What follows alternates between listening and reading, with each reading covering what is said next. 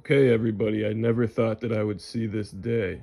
I did a report on this when I was in fourth grade, actually in fifth grade, I'm sorry.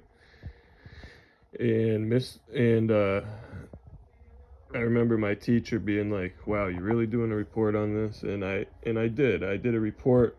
I did a report on Tupac's death when I was like 9 years old. It was interesting to me. This guy here, I don't know if you guys recognize the face, but you might have seen the name Keefe D on some DJ Vlad interviews.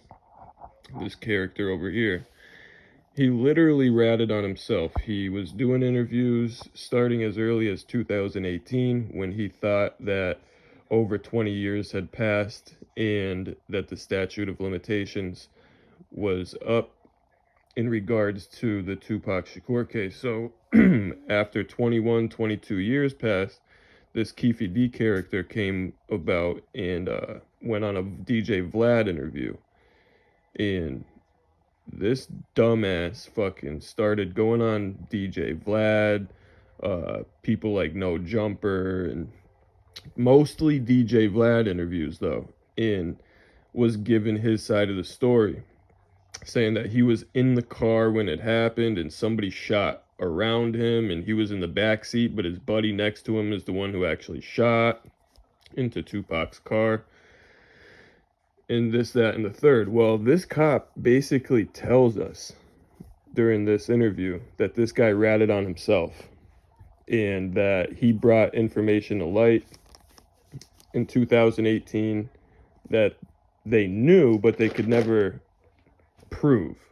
And once this guy started to talk about it on different media outlets, that was when they got the nail in the coffin and they could actually do something about it. Now we're going to listen to what this guy says. Until 2018 that this case was reinvigorated as additional information came to light related to this homicide. Specifically, Dwayne Davis's own admissions to his involvement in this homicide investigation that he provided to numerous different media outlets. Okay, you heard that. His own admission that he provided to numerous different media outlets.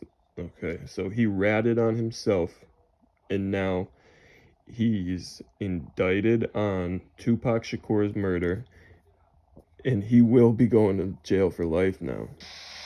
In our section, we knew at this time that this was likely our last time to take a run at this case, to successfully solve this case and bring forth a criminal charge. The statute of limitations. It was at that time law that this case was assigned before you go ratting on yourself. I mean, a detective within my homicide section.